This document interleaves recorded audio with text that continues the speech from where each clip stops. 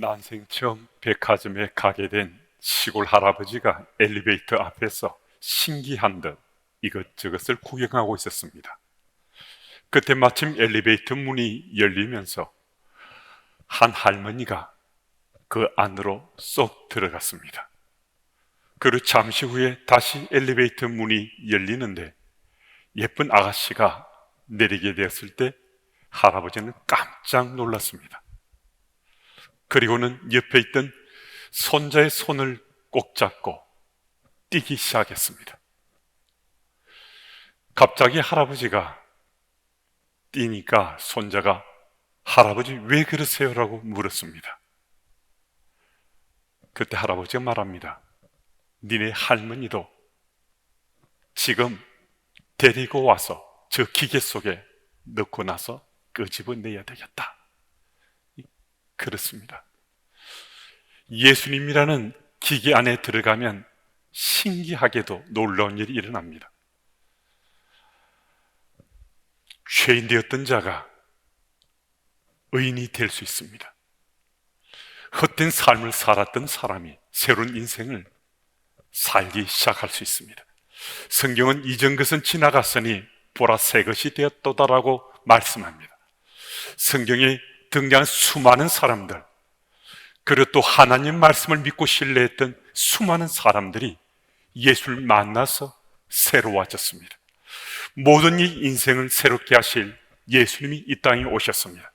그럼에도 이스라엘 백성들은 아직까지 예수님이 그들의 인생을 새롭게 하실 분이라는 사실을 깨닫지 못했습니다. 그때 세례 요한은 이스라엘 백성들과는 달리 이미 메시아가 이 세상에 오셨느라고 자신은 그분의 신발끈을 풀기조차 감당치 못하겠노라는 정말 놀라운 말을 했습니다. 더더욱 놀라운 것은 이스라엘 백성들이 세례 요한을 바라보면서 그들이 천년을 기다린 메시아가 세례 요한이라고 믿고 싶어 하는데 세례 요한은 자신은 아니라고, 나는 아니라고 반복해서 부인했습니다. 누가복음 3장 15절 말씀입니다.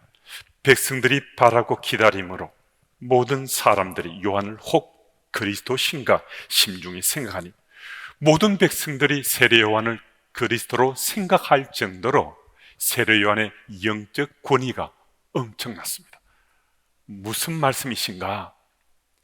세상 사람들이 세례 요한을 메시아로 믿을 정도로 세례 요한의 파워풀한 능력이 드러나고 나타났다는 것입니다. 세례 요한 아니라고 하는데 세례 요한 그 모습 속에서 세상 사람들이 그리스도를 보게 된 것입니다. 이것은 우리에게 아주 중요한 메시지를 던져줍니다. 우리는 예수를 만난 그 기쁨과 감격으로 내가 만난 예수님을 세상 사람들에게 전하고자 합니다. 그런데 세상 사람들은 내가 전하고자 하는 예수님의 얼굴이 아닌 나의 모습을 봅니다. 참 이상한 일이잖아요. 우린 예수님 이름 분이시다. 예수님은 하나님의 아들이십니다. 예수님 우리를 구원하실 구원자 되십니다라고 뜨거운 열정을 가지고 또 열심을 경주하며 세상 사람들이 전하는데 세상 사람들은 예수님 얼굴을 보지 않습니다. 우리의 얼굴을 봅니다. 우리의 모습을 봅니다. 세상 사람들이 예수님의 얼굴이 아닌 우리의 모습을 본다는 것은 정말 놀랍고도 두려운 일입니다. 무슨 말씀이신가? 여러분과 제 모습이 그분들에게는 예수님의 얼굴을 보게 한다는 것입니다. 우리 모습 속에서 예수님의 얼굴을 본다는 것입니다. 여러분, 우리 말이나 지식이나 우리의 가진 것이 아니라 예수님 그리스도를 믿는 우리의 삶을 통해서 그들이 예수님이 어떤 분이신지, 그분이 또 어떤 일을 행하셨는지 보고 깨닫게 되고 한 걸음 더 나가서 그들 또한 예수님을 그리스도로 믿게 된다는 것입니다. 오늘 본문에 등장하는 세례 요한은 이스라엘 백성들이 그를 그리스도라고 믿고 싶어 할 정도로 하나님 나라 백성으로 삶을 살아온 대표적인 인물이라 할 수 있습니다. 그래서 세례 요한은 자신의 삶을 통해서 이스라엘 백성들이 새로운 삶을 살도록 그 길을 인도하는 메신저 역할을 감당했습니다. 세례요한이 어떤 삶을 살았기에 그를 통해서 그리스도가 느껴지고 보여지고 또 드러나게 되고 또 이스라엘 백성들이 그들의 삶을 새로운 길로 인도함을 받을 수 있었는가? 25절 말씀을 우리 한번 같이 읽겠습니다. 사도행전 13장 25절입니다. 요한이 그 달려갈 길을 마칠 때에 말하되 너희가 나를 누구로 생각하느냐? 나는 그리스도가 아니라 내 뒤에 오신 이가 있으니 나는 그 발에 신발끈을 풀기도 감당하지 못하리라 하였으니, 이 구절은 세례 요한이 자신의 인생이 이제 종착점에 도달했다 생각하고 자신의 인생의 마지막 느낌에서 전한 말씀입니다. 마태복음 3장 11절을 제가 읽습니다. 나는 너희로 회개하기 위하여 물로 세례를 베풀거니와 내 뒤에 오시는 이는 나보다 능력이 많으시니 나는 그의 신을 들기도 감당하지 못하겠노라. 그는 성령과 불로 너희에게 세례를 베푸실 것이요. 이 구절은 세례 요한이 유다 광야에서 사역을 시작할 즈음에 이스라엘 백성들이 예루살렘과 온 유대와 요단강 사방에서 그에게 몰려들 때 그들이 세례 요한이 나와 자신의 죄를 자복하고 세례를 받을 그때 그 현장에서 선포한 말씀입니다.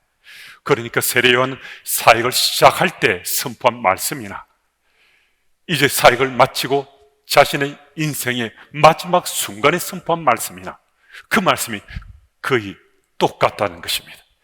세례 요한은 자신의 인생의 마지막 때를 목전에 두고서도 변함없이 나는 그리스도가 아니라고, 나는 그리스도가 될 수 없노라고, 내 뒤에 오시는 분이 그리스도시라고 말하면서 처음에 외치던 그 말씀을 여전히 꼭 붙잡고 있습니다. 더구나 세례 요한이 지금 자신의 달려갈 길을 마쳤다라고 선포하는 이 즈음에는 이스라엘 백성 거의 모두가 다 세례 요한을 그리스도로 믿고 싶어 했습니다. 그만큼 세례 요한의 영적 권위가 파워풀해서 너무나 엄청나서 세상 사람들은 세례를 높이고 또 높이고 있었습니다. 그랬음에도 세례 요한은 마지막까지 나는 그리스도가 아니라고, 나는 그리스도가 될 수 없노라고 부인하고 반복해서 그 말을 했습니다.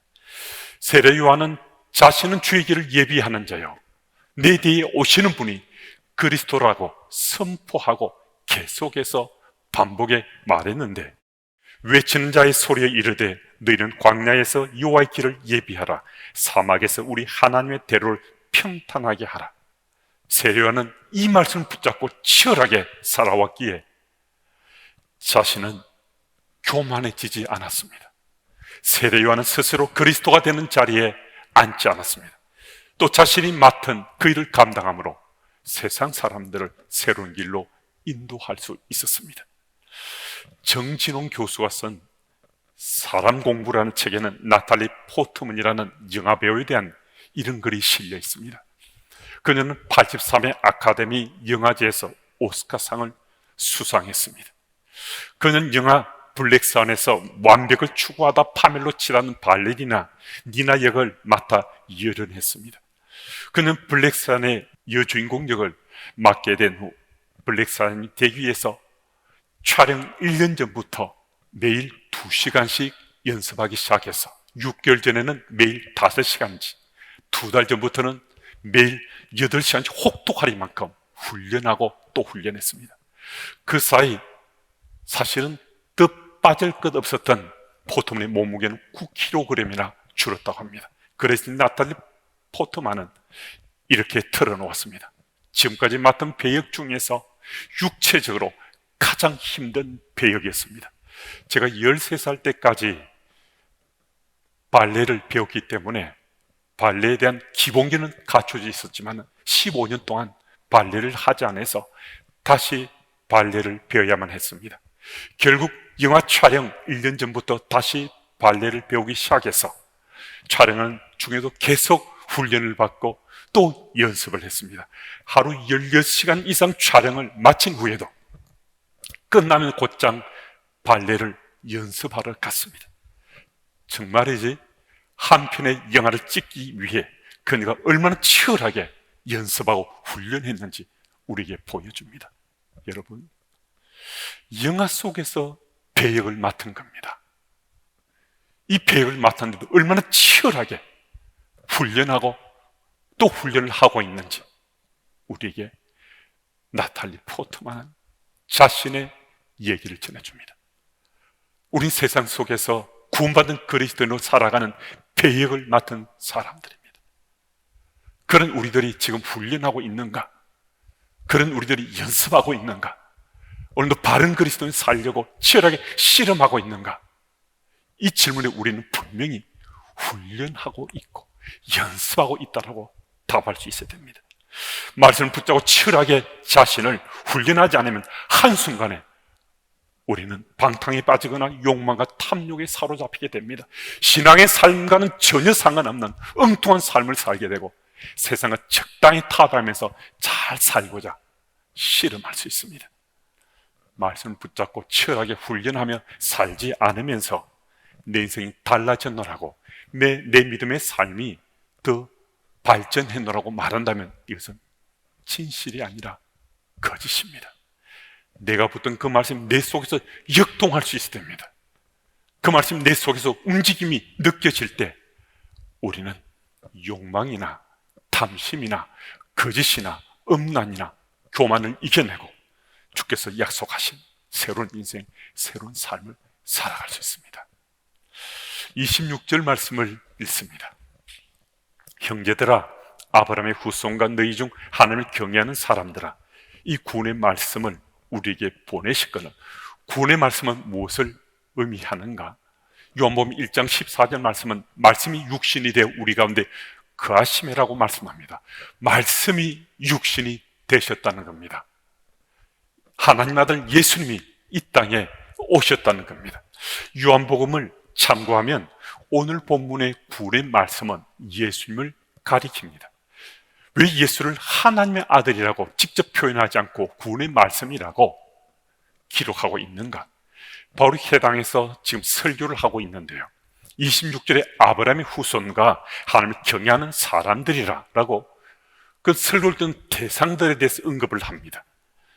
그러니까 이 설교를 듣는 이 대상에는 유대인뿐만 아니라 이방인들도 함께하고 있다는 겁니다. 그 당시 헬라 세계는 왕이나 위대한 사람들을 흔히들 하나님의 아들로 칭했습니다. 그래서 예수를 하나님의 아들이라고 부르면 위대한 사람 중에 하나로 여길까 보아서 주 예수를 구원의 말씀이라고 칭했던 것입니다. 구원의 말씀, 곧 예수 그리스도를 이 땅에 하나님께서 보내주셨다는 겁니다. 구원자 예수님이 이 땅에 오셨다는 것은 구약에서 이미 예언하고 또 선포했던 그 말씀이 비로소 이루어졌다는 것입니다. 하나님의 역사하심의 절정은 예수께서 이 땅에 오신 것입니다. 예수께서 이 땅에 오셨다는 이 사실이 내게 믿어지는 거예요. 그 사실이 내게 깨침이 되기도 했습니다. 그건 예수님이 그리스도시고 그분이 이 땅에 오시고 또 그분이 하나님의 아들인 이 사실이 내게 깨침이 되면, 깨달음이 되면 내 삶이 변하는가? 그럼 그럴 수 있습니다. 예수님이 그리스도라는 사실이 믿으시고 깨닫게 되면 내 삶이 변할 수 있습니다. 하지만 예수님이 그리스도시란 그 사실에 대한 깨달음의 믿음이 있다고 해서 우리의 삶이 변하는가? 여러분, 그렇지 못할 때가 훨씬 더 많습니다. 예수가 그리스도는 깨달음의 믿음이 있다면 그 믿음으로 다시 한번 마음의 결단을 해야 됩니다. 그러면 마음의 결단을 하면 우리는 변화된 그리스도는 살 수 있는가? 이것만으로도 충분히 못할 수 있습니다. 마음의 결단까지 했다면 그 다음은 그 결단한 내 마음을 행동으로 옮길 수 있어야 됩니다. 그럴 때 우리는 세상 속에서 변화된 그리스도인으로 살아갈 수 있습니다. 지금 자막에 나오는 이 도식이 우리 삶의 변화의 도식입니다. 예수님이 그리스도시란 이 사실에 대한 믿음의 깨달음, 그리고 마음의 결단, 그리고 행동으로 옮기는 겁니다. 깨달음이 믿음의 단계와 마음의 결단의 단계에서도 삶의 변화를 느끼는 사람들이 있을 수 있습니다. 하지만 모든 이가 정말 변할 수 있는 것은 믿음의 깨달음뿐만 아니라 마음의 결단 그리고 행동으로 옮기시는 여기까지 이르를 때 모든 이가 예수 그리스도로 인해서 삶의 변화가 일어날 수 있습니다. 여러분, 예수님 그리스도란 이 사실이 믿으시는 것만으로 정말 놀라운 하나님 은혜입니다. 하나님 아들이 이 세상에 오셨다는 걸 믿는 거잖아요. 하나님의 아들이 이 세상에 오신 이 사실이 세례요한의 선포한 그 현장에서 뿐만 아니라 오늘 우리들에게도 선포되고 있습니다. 여러분, 예수님 그리스도 사실은 내가 믿는 믿음의 깨달음과 또 마음의 결단 그리고 행동을 옮기면 우리는 세상 속에서 변화된 그리스도로 잘 살아갈 수 있습니다. 여러분, 오늘도 그 현장에 있어서 예수를 인해서 새로운 인생, 새로운 삶을 살아가시는 여러분들이 다 되시길 바랍니다. 26절, 27절 말씀은 우리 구원자로 우리 그리스도 예수께서 이 땅에 오셨지만 예루살렘에 사는 자들과 그들의 관리들은 예수님을 믿지 않고 예수를 십자가에 못 박아 죽였다고 말씀합니다. 정말 놀라운 것은 예수께서 십자가에 못 박혀 죽으셨는데, 근데 십자가에 못 박혀 죽으신 그 현장에서 하는 말씀이 이루어졌다라고 말씀하고 있는 겁니다. 무슨 말씀이신가? 하나님께서는 그 이전에도 수많은 선지자를 보내서 이 말씀을 선포하셨다는 거예요. 하나님 아들이 이 땅에 오시게 되고 하나님의 아들이 이 땅에 오셔서 사람들을 그들의 죄를 대신해서 짊어지고 십자가에 못 박혀 죽으신다고, 그래서 인간의 죄를 대속하신다고 이 말씀이 이미 선지자를 통해서 선포되는데 그 말씀이 이루어지게 되었다는 사실입니다. 여러분, 이 사실이 믿어지면 우리는 죽을 수밖에 없는 죄인이었는데 이제는 의롭다 칭함받는 사람으로 살게 되었다는 것입니다. 무슨 말씀이신가? 내가 구원받은 그리스도인으로 세상 속에 살게 됐다는 겁니다. 내가 구원받은 그리스도인 되었다는 것은 하나님의 아들이 대신 죽으심으로 구원받게 된 것이기에 무엇으로 비교할 수 없는 가치 있는 존재, 소중한 존재가 내가 되었다는 것입니다. 여러분, 우리는 하나님 아들이 십자가에서 죽으신 그 피값으로 우리는 구원받은 그리스도인이 됐습니다. 그러니까 여러분과 제가 구원받게 된 것은 하나님 아들과 목숨을 맞바꾼 것이라는 겁니다. 그러니까 우리의 이 구원받으면 얼마나 엄청난 가치인가, 값으로 매길 수 없는 그런 가치라는 것입니다. 여러분, 그런 가치 있는 나의 인생인데 혹시 흐랑방탕하게 내 삶을 탕진하지 않습니까? 혹은 욕망과 탐욕에 사로잡혀서 내 인생을 낭비하면서 엉망진창으로 몰아가진 않습니까?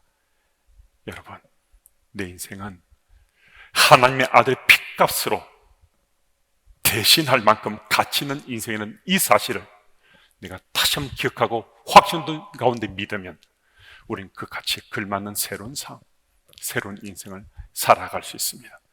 프란시스 챙이 쓴 예수로 하나 될 때까지라는 책에는 이런 내용의 글이 실려 있습니다. 요한복음 15장 18절에 세상이 너희를 미워하면 너희보다 먼저 나를 미워한 줄을 알라라는 이 구절로 스스로를 속이지 말아야 합니다. 지금 세상이 우리를 미워하는 것은 우리가 예수님을 닮았기 때문이 아니라 전혀 닮지 않았기 때문입니다. 우리는 예수 믿고 나서도 정말 교만해졌습니다. 예수 믿고 나서도 믿음의 삶을 살지 못합니다. 삶과 믿음이 전혀 일치하지 못하는 삶을, 심각할 정도로 일치하지 못한 삶을 살아간다는 것입니다. 예수님에 대한 이 믿음이 진짜라면 삶의 변화도 진짜로 나타나야 된다는 것입니다. 지금 이 시대는 그리스도인들이 세상 사람들의 손가락질 받고 조롱과 멸시를 당하는 이 세상 속에 우리가 살고 있습니다. 그 까닭이 우리가 예수를 믿었기 때문이 아닙니다. 그 까닭은 우리가 예수를 바르게 믿지 않았기 때문이고 우리가 예수님을 제대로 닮지 않았기 때문입니다. 무슨 말씀이신가? 우리 예수를 바르게 믿고 예수를 제대로 닮으면 세상 사람들은 우리를 미워하거나 욕하지 않는다는 겁니다. 여러분, 예수님을 진짜로 믿게 되면 우리의 삶은 정말 달라지고 변하게 된다는 것입니다. 오늘도 세상 속 그리스도인으로 살고자 예수님을 진짜로 믿음으로 변화된 그리스도인으로 바른 삶을 살아가시는 여러분 다 되시기를 축복합니다.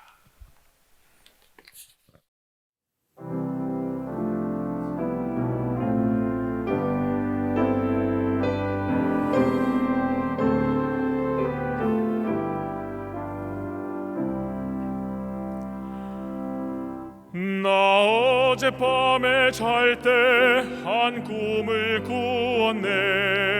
그 옛날 예루살렘 성의 곁에 섰더니 허다한 아이들이 그 묘한 소리로 주 찬미하는 소리 참 청아하도다. 천군과 천사들이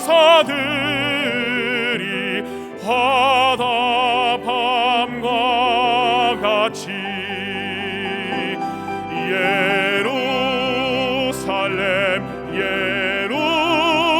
예루살렘 그 거룩한 성아 호산나 노래하자.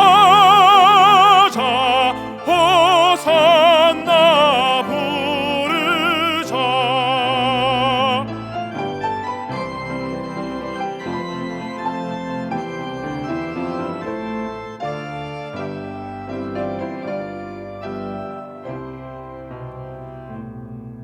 그 꿈이 다시 변하여 그 길은 고였고 호산나 찬미 소리 들리지 않는다.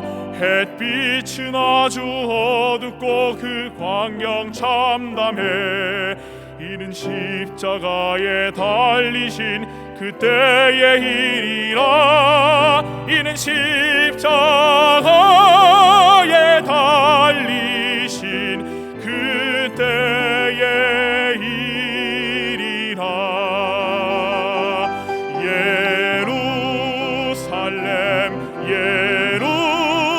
예루살렘 그 거룩한 성아 호산나 노래하자. 호산나 부르자.